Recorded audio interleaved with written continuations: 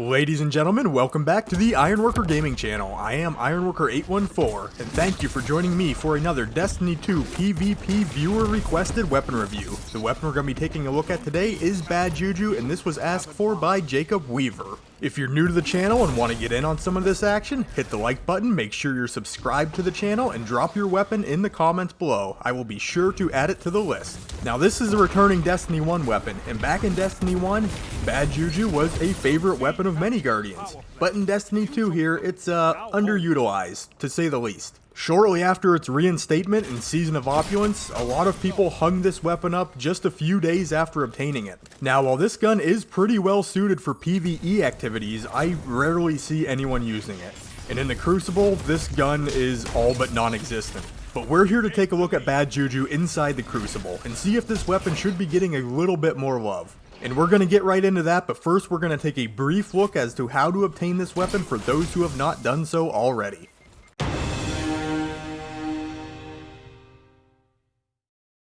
Alright, to start this process, first head to the Watcher's Grave on Nessus. You're going to hop up on that big golden ship right there, it's called the Nessus Barge. There's going to be a treasure chest next to Werner. Open that chest and Callus will invite you to the Tribute Hall. This can be found on your director in Nessus right next to the Menagerie icon. Head there, talk to the big golden Callus statue, purchase and complete one of his bounties to start on this quest. Once you complete that, you'll notice that this statue also sells tributes. These are the things you're going to need to complete and obtain the Bad Juju quest. You're going to need 18 of them to be exact. Not every tribute in the game is purchasable at this Callus statue, some may be obtained by completing triumphs. Just a heads up, purchasing these tributes right off the bat can get very expensive, but you can obtain a discount by completing a Callus bounty. You'll get a 1% discount per bounty completed. You can do 4 bounties per day.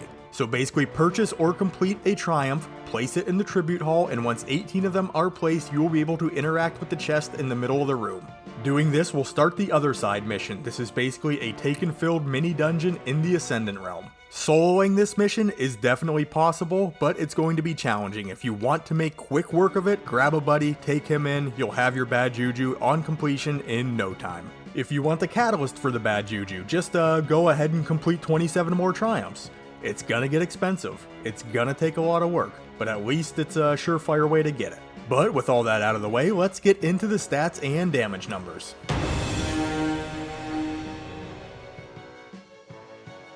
Alright, Bad Juju is an exotic kinetic pulse rifle shooting at 450 rounds per minute with 27 rounds in the magazine. This puts Bad Juju into the lightweight frame pulse rifle archetype. While stability and reload are slightly better comparably, range is near the bottom of the barrel. The intrinsic trait is String of Curses. Kills refill the magazine, increase damage for a short duration, and grants super energy based on the strength of String of Curses.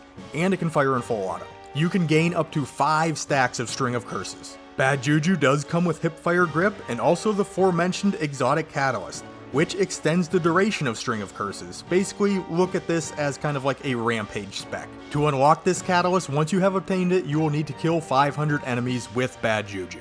Alright, now we're into the damage numbers. Bad Juju is going to be doing 25 points of damage on a precision hit landed and 16 points of damage to the body. This gives Bad Juju an optimal time to kill of 0.87 seconds, requiring you to land 8 crits, and a body shot time to kill of 1.33 seconds, requiring 12 shots landed. For the String of Curses damage buff, in the Crucible, you're going to be getting 5% more damage per stack. I'm not going to break down the damage values for each stack, but just know that if you have 2 stacks of String of Curses, the next Guardian you're firing at will only require 7 crits to down instead of 8. That's still 3 trigger pulls, but it's something.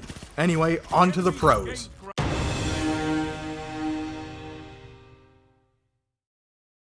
Alright, first off, Bad Juju has a pretty decent body shot time to kill, coming in at 1.3 seconds. The only pulse rifle with a better body shot time to kill is the Vigilance Wing. Bad Juju also has the best stability of all of the lightweight frame pulse rifles. When you pair this with the fact it has hipfire grip, and the fact it can fire in full auto, you do get some added versatility for closer range engagements.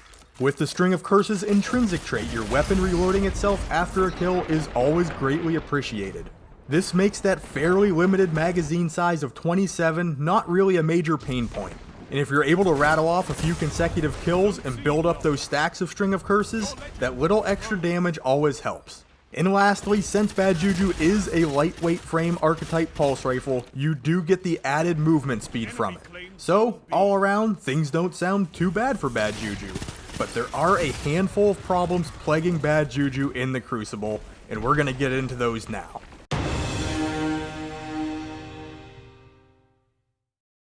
Alright, into the cons, and while Bad Juju does have that solid body shot time to kill, the optimal time to kill is below average. While 0.87 seconds isn't too bad, it is actually the second worst optimal time to kill compared to all other pulse rifles. Only the adaptive frame pulse rifles, coming in with an optimal time to kill of 0.93 seconds, is slower. Here's the kicker though, those adaptive frame pulse rifles, they only require 5 crits in 2 bodies to hit their optimal time to kill. Bad Juju is asking you to land 8 out of the 9 bullets fired in your 3 bursts to land as crits.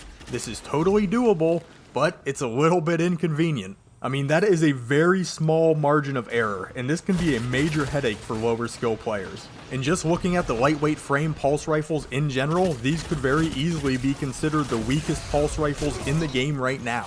Next up, while Bad Juju does have some tools for you to engage at closer ranges, I wouldn't recommend putting yourself in these situations if you don't have to. I mean, looking at all the other weapons in the current sandbox, there are a lot of guns that will shred you inside of mid-range, and Bad Juju just does not have enough firepower to deal with them. And then as far as the String of Curses intrinsic trait goes, the damage buff you're getting from this, all in all, is pretty weak. I mean, 5% per kill is not a lot. I mean, and the damage is kind of laughable when you compare it to the Rampage perk, which is going to give you a 10% damage buff per kill. Twice as good. So with only a 5% damage buff, Bad Juju is really not built for mowing through large groups of Guardians in the Crucible, making building up stacks of String of Curses no small feat. Just think about it like this, if you want to get a 25% damage increase with the Bad Juju, you will single-handedly need to wipe out almost every single player on the enemy team in rapid succession. But then, there's no one left to kill, and your stacks of String of Curses just fizzle out. And the last con to touch on here is the fact that pulse rifles in general are not in a great place in this sandbox. Right now, auto rifles are dancing all over the pulse rifle's turf and laughing about it. For the most part, these two weapon types cover the same ranges, but auto rifles have the lower time to kill and are generally more user-friendly since you don't have to worry about timing your burst. You just lay on the trigger and hose them down. Now in future sandbox tunings, if auto rifles are brought down a peg and pulse rifles are brought up just a touch, things could be different. But right now, the benefits of using a pulse rifle are heavily outweighed by the strength of auto rifles.